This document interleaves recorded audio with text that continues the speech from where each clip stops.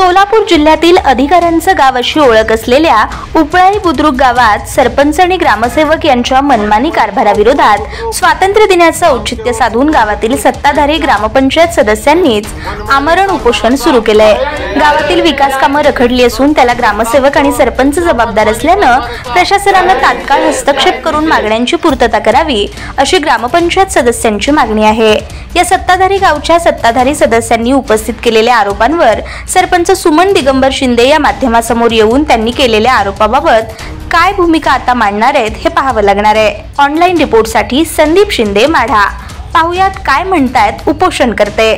ह्या उपळाई बुद्रुकचे जे सरपंच आहेत, ग्रामसेवक जे आहेत, हे त्यांचा मनमानीचा कारभार चालू आहे। गावचा विकास होत नाही, त्यामुळे आम्ही सर्व ग्राम सदस्य उपोषणाला बसलेले आहे आणि त्याचा लवकरात लवकर निर्णय व्हावा ही आमची सर्व ग्रामस्थांची इच्छा आहे।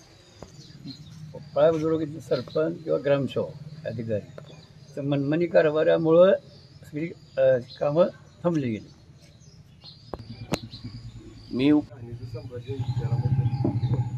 मी बसवेश्वर आखाडे उपळाई बुद्रुक ग्रामस्थ आज या ठिकाणी उपळाई बुद्रुकच्या ग्रामपंचायत कार्यालयासमोर सर्व ग्रामपंचायत सदस्यांनी सरपंच आणि ग्रामसेवक यांच्या मनमानी कारभाराच्या निषेधार्थ आज या ठिकाणी उपोषण केलेलं आहे।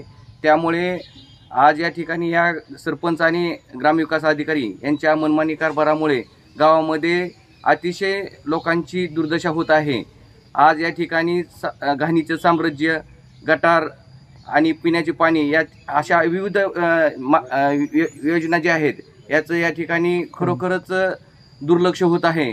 तरी सर्व ग्रामस्थाच्या वतीने तसंच माझ्या वतीने मी ग्रामपंचायत सर्व सदस्यांना मी पाठिंबा देत आहे।